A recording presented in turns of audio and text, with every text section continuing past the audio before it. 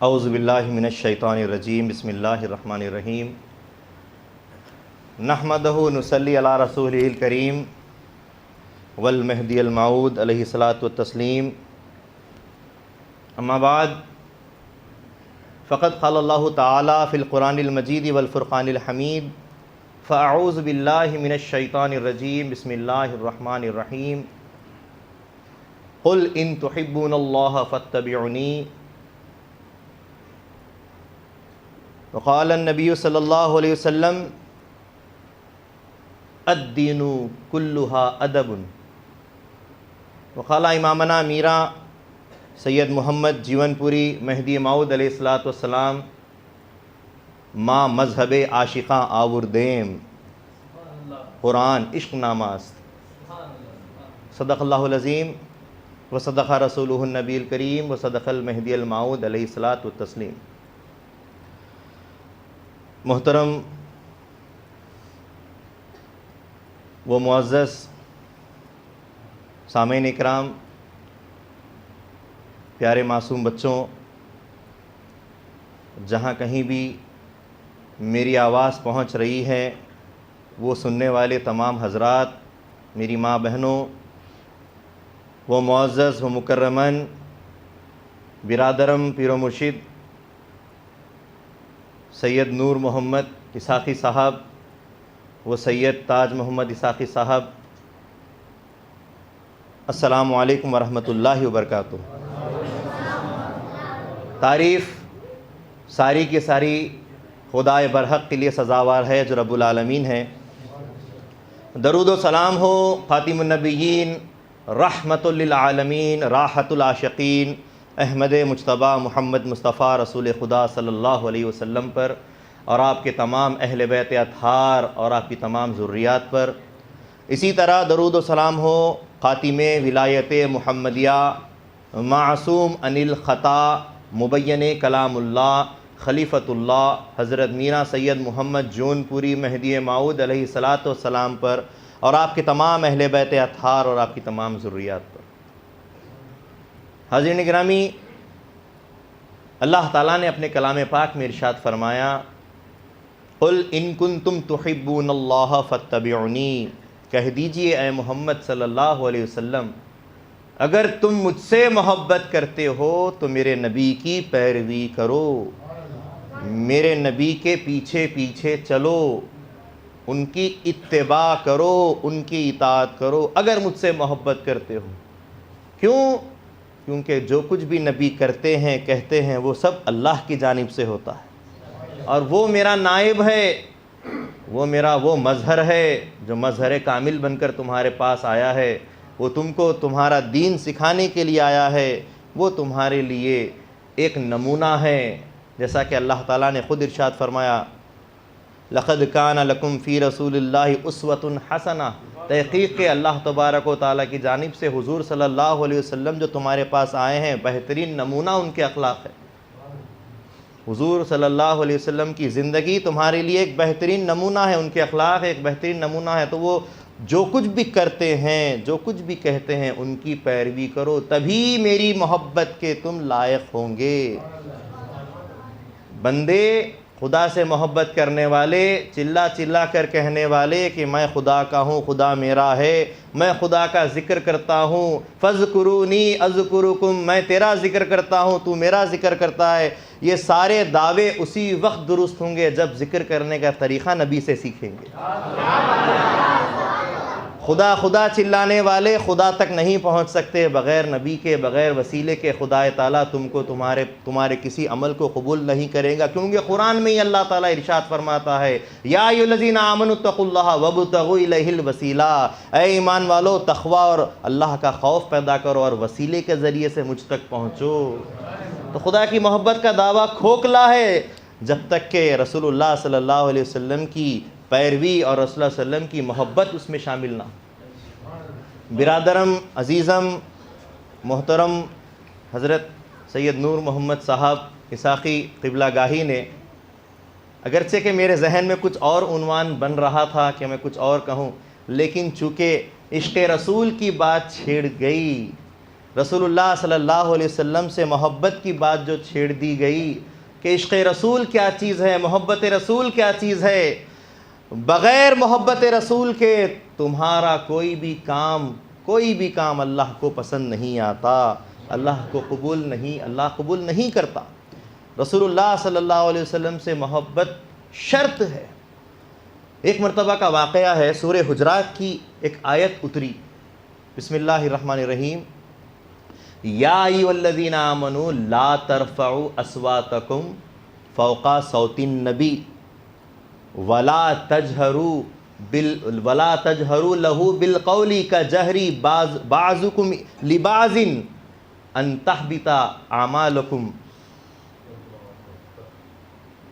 اللہ تعالیٰ نے ارشاد فرمایا کہ اے ایمان والو، اپنی آوازوں کو نبی کی آواز پر بلند نہ کرو، رسول اللہ کی آواز پر اپنی آوازیں بلند نہ کرو، اور ان کو ایسے مت پکارو جیسا کہ اپنے آپس میں کسی کو پکارتے ہو کہ تمہارے نام اعمال ضبط کر لیے جائیں گے، ختم کر دیے جائیں گے، ضائع کرتے جائیں گے، وَأَنْتُمْ لَا تَشْعُرُونَ، اور تم کو اس کا شعور بھی نہیں ہوگا۔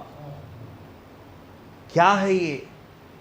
رسول اللہ صلی اللہ علیہ وسلم نے حدیث پاک میں ارشاد فرمایا، الدین کلھا ادب، دین سارا کا سارا ادب ہے۔ آج ہم محفل رسول، سیرت رسول صلی اللہ علیہ وسلم میں یہاں موجود ہیں، حضور کی سیرت سن رہے ہیں، سنا رہے ہیں، ان کی نعت کے نغمے گا رہے ہیں۔ یہ صرف کیا ہے؟ حضور صلی اللہ علیہ وسلم سے اپنی محبت کا اظہار ہے، اور اس محبت کے اظہار میں ہم تمام با ادب ہو کر یہاں جمع ہوئے ہیں۔ تو ادب، ساری کی ساری چیز ادب سے تقاضا رکھتی ہے، ادب بے حد ضروری ہے۔ آپ نماز پڑھتے ہیں، قرآن میں جہاں جہاں بھی اللہ تبارک و تعالیٰ نے اپنی عبادت کا تذکرہ کیا ہے وہ نماز کے ذریعے سے اور زکوٰۃ کے ذریعے سے کیا۔ اقیم الصلاۃ، نماز قائم کرو۔ آپ کھڑے ہو کر نماز پڑھ لیتے؟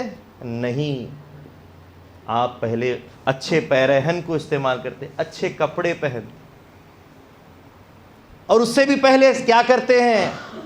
پہلے پاکی حاصل کرتے، غسل کرتے، اس کے بعد اچھے سے وضو کرتے، پھر اچھے پیرہن، اچھے کپڑے پہنتے، پھر خوشبو وغیرہ لگا کر، سرما وغیرہ لگا کر نماز کے لیے جاتے ہیں۔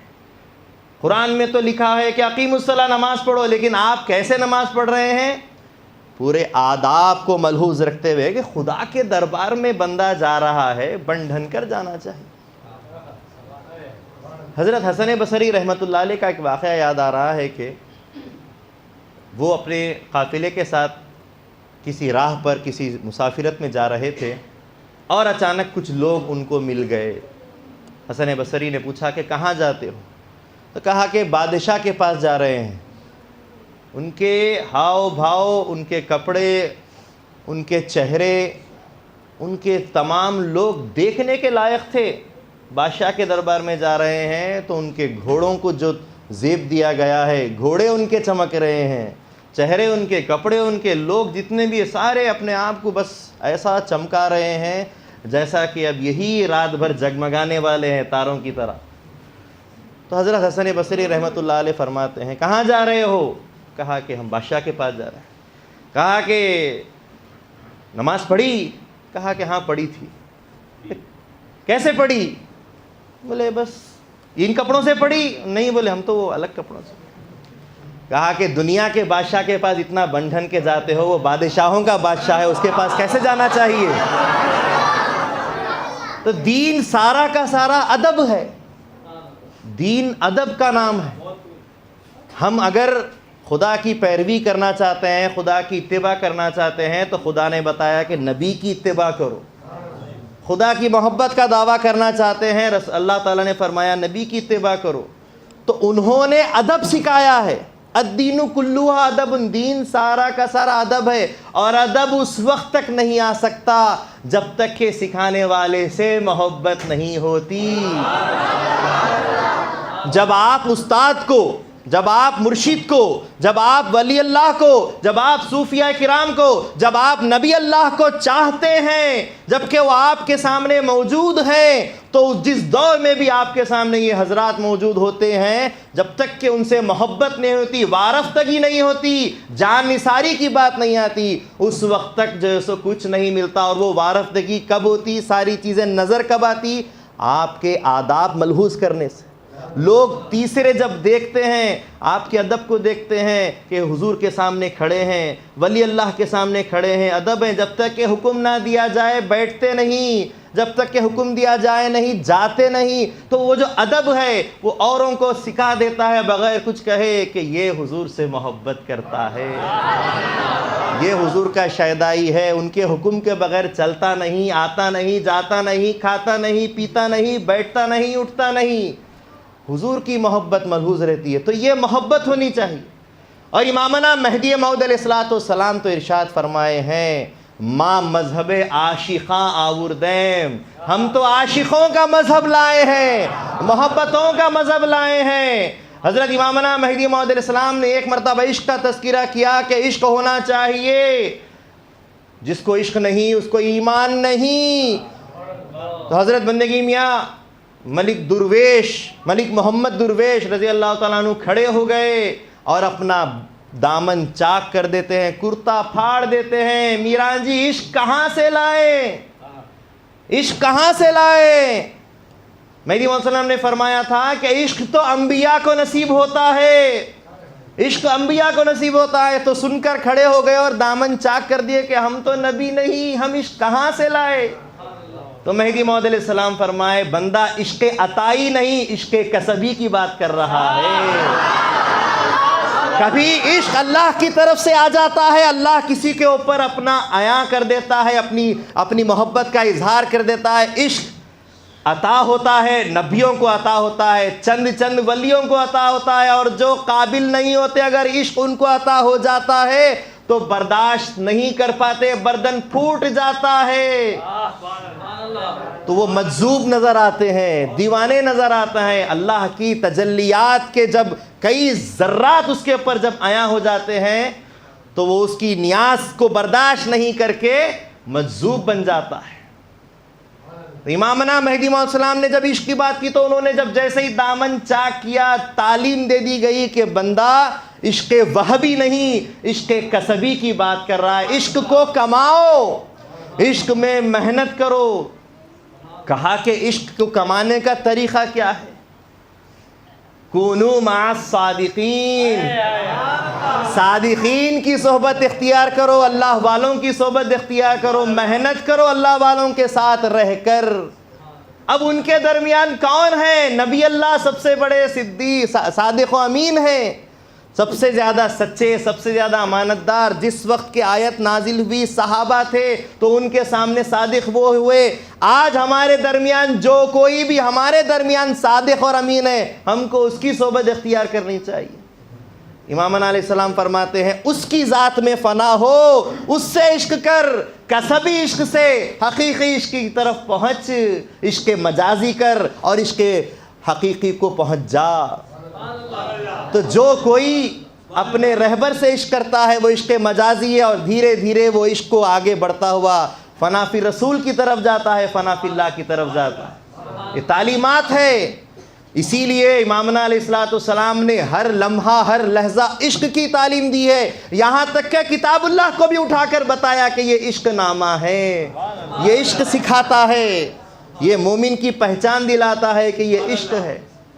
تو حاضرین گرامی، جس وقت کے وہ آیت نازل ہوئی کہ یا ایھا الذین آمنوا لا ترفعوا اصواتکم فوق صوت النبی، اے ایمان والو اللہ کے رسول کی آواز پر اپنی آوازیں بلند نہ کرو۔ سورہ حجرات کی یہ آیت ہے۔ تو اب سوچنے والی بات یہ ہے کہ حضور کے سامنے بدتمیزی اور بلند آواز سے صحابہ تھوڑی نہ بات کریں گے، وہ تو عاشقان رسول اللہ صلی اللہ علیہ وسلم کے اوپر اپنی جان دم دینے والے، وہ ایسی بے ادبی سے تھوڑی نہ بات کریں گے۔ کافروں سے خطاب ہونا تھا، کفار مکہ سے خطاب ہونا تھا، اہل قریش سے ہونا تھا، یہود و نصارہ سے ہونا تھا، مشرکین منافقین سے ہونا تھا، لیکن ایمان والوں کو بتایا جا رہا ہے، کیونکہ اللہ تعالیٰ ایمان والوں کو سنبھالنا چاہتا ہے۔ کافروں سے تو دوزخ بھر دے گا، ایمان والوں کو بچانا چاہتا ہے، جو اپنے ہوتے ہیں اپنے کو بچاتے ہیں۔ الحق مر ولو کان ضر، حق بات کڑوی ہوتی ہے لیکن لیتے ہیں تو موتیوں سے بھی زیادہ عظیم ہوتی ہے، حق بات کا معاملہ ہے۔ لہٰذا جبکہ یہ آیت نازل ہوئی تو اس وقت رسول اللہ صلی اللہ علیہ وسلم کے درمیان میں جو صحابہ تھے ان میں سے ایک صحابی رسول تھے جن کا نام ثابت بن قیس تھا۔ حضرت ثابت بن قیس رضی اللہ تعالیٰ عنہ وہ صحابی رسول ہے جن کی سماعت میں فرق تھا، جن کو کم سنائی دیتا تھا۔ تو اکثر اور بیشتر ہم نے دیکھا ہے کہ جو لوگ کم سنتے ہیں وہ زور سے بات کرتے ہیں۔ رسول اللہ صلی اللہ علیہ وسلم کے دربار کا ادب ملحوظ تھا، بے ادبی مقصد نہیں تھا، لیکن عادت ہوتی ہے کہ جو کم سنائی دیتا ہے جس کو وہ زور سے بات کرتا ہے۔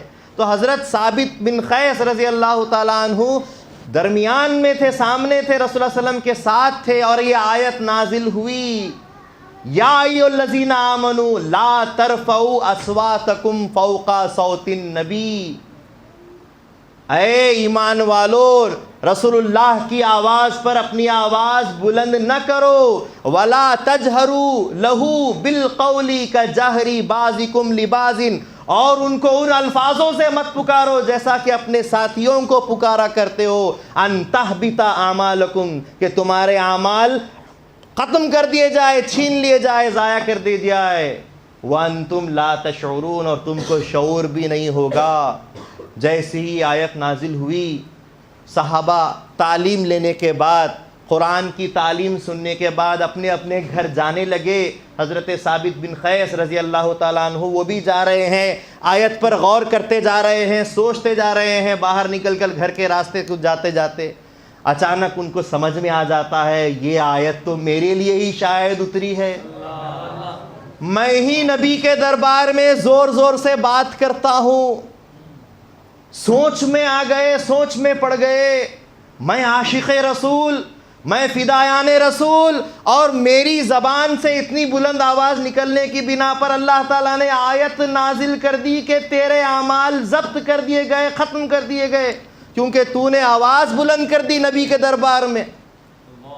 ہکے بکے ہو گئے، راستے میں بیٹھ گئے، رونا دھونا شروع ہو گیا، زار و خطار رونے لگے، اپنے ماتھے پہ پیٹنے لگے کہ ہائے میں نے کیا کر دیا، اپنی زندگی میں نے برباد کر دی، اپنی آخرت میں نے تباہ کر دی۔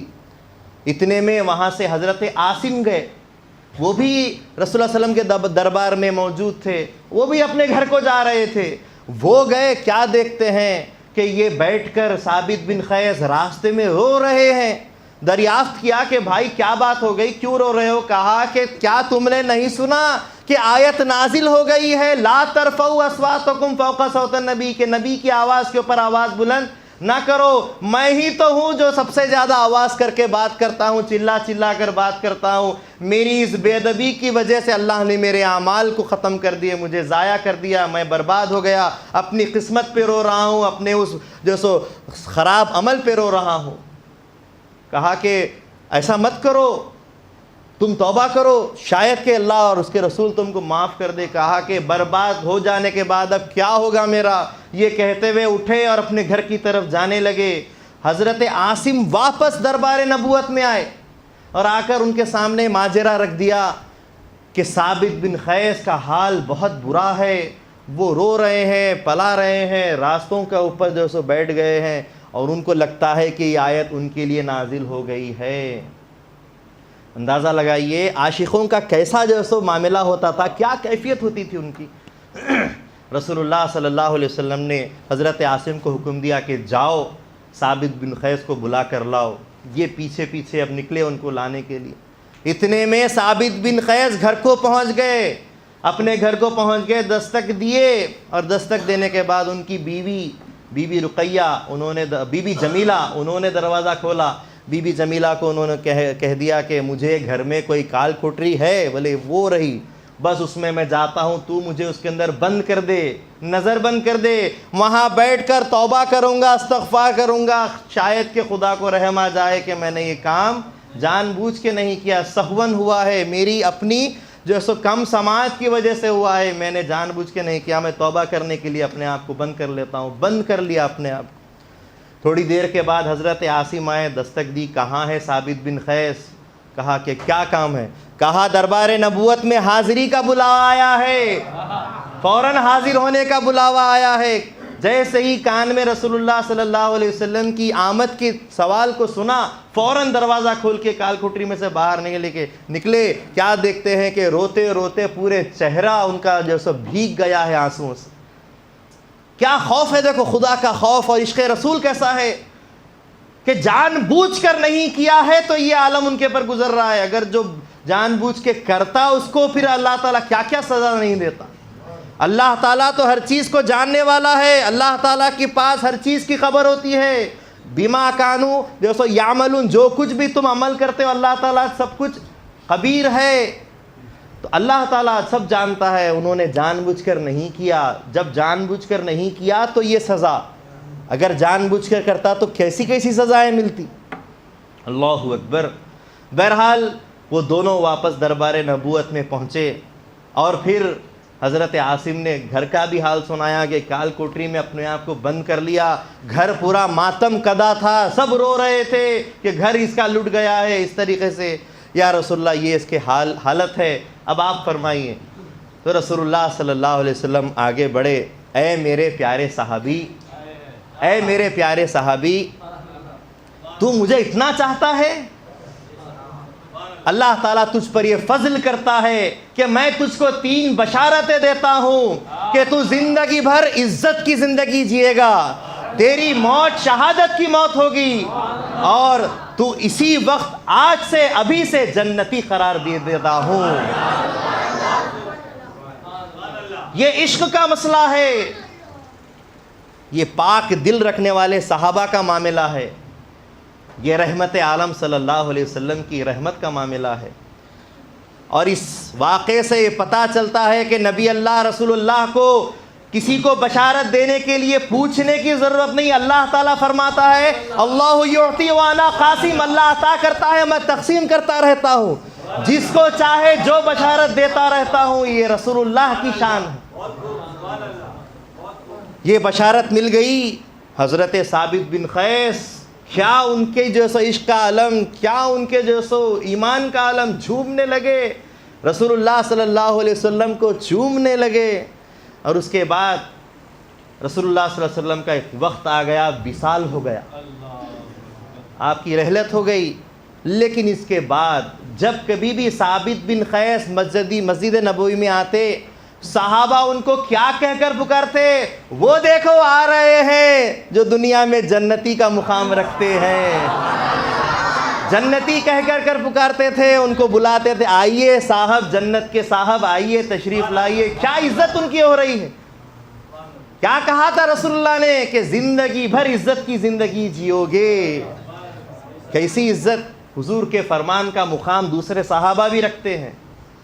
اور اس کے بعد جب حضرت ابوبکر صدیق رضی اللہ تعالیٰ عنہ کا وقت آیا، امیر المومنین ہوئے، اور مسیلمۃ الکذاب ایک آدمی جو ہے سو برپا ہوا، ظاہر ہوا، جس نے اپنے آپ کو نبوت کا جو ہے سو قرار دیا، اپنے آپ کو نبی کہنے لگا. ابوبکر صدیق رضی اللہ تعالیٰ عنہ نے اس پر یلغار بول دی. جنگ یمامہ اس وقت عمل میں آئی. جنگ یمامہ کے اندر بہت سارے صحابہ موجود، بہت سارے نوجوان موجود، جیسا یہاں پر بھی سارے نوجوان ہیں اکثریت میں، سارے کے سارے نوجوان موجود. اور اس میں ان تمام لڑنے والے لشکر میں یہ بوڑھے حضرت ثابت بن قیس بھی آ گئے، میں بھی جنگ لڑوں گا. آ گئے. آنے کے بعد جیسے ہی دیکھا کہ سامنے مسیلمۃ الکذاب جو کافر ہے، اکفر ہے، جس نے نبوت کا دعویٰ کر رکھا ہے، اس کو دیکھ کر ایمان جوش میں آنے لگا، کہا کہ اس کو تو قتل کرنا ضروری ہے، یہ تو واجب القتل ہے، فرض القتل ہے، قتل کرنا فرض ہے اس کو۔ اور یہ کہتے ہوئے اپنے جو سو جوانوں کی طرف نظر کرے کہ آگے بڑھو اور اس کا قتل کرو اور اس کے لشکر کو مٹا دو، لیکن اس کا لشکر 2 گنا 3 گنا زیادہ تھا، کفار کی تعداد بہت تھی۔ جوان اپنے قدم پیچھے ہٹانے لگے، حضرت ثابت بن قیس سے برداشت نہیں ہوئی، آپ نے خدا کا، رسول اللہ کا نام لیا، ایک نعرہ مارا اور اپنے گھوڑے کو میدان جنگ میں اتار دیا اور اکیلے آگے بڑھتے ہوئے، اے نوجوانوں اپنی غیرت کو جگاؤ اور نام رسول پر، نام خدا پر اپنے آپ کو قربان کر دو یا ان کو مٹا دو۔ اور یہ کہتے ہوئے آپ کافروں پہ ٹوٹ پڑے۔ نوجوانوں کے اندر ایک جوش، ایسا ارتقا ہوا کہ وہ بھی اپنے گھوڑوں کو دوڑاتے ہوئے ان کے پیچھے پیچھے، ان کی پیروی میں، ان کی اتباع میں جا کر تمام کے تمام اس کفار کے لشکر کو نیست و نابود کر دیتے۔ الحمدللہ مسلمانوں کی فتح ہوتی ہے، مسلمان سارے کے سارے جیت جاتے ہیں، اسلام کا پرچم لہرایا جاتا ہے۔ آپ اس جنگ میں مگر شہید ہو جاتے ہیں۔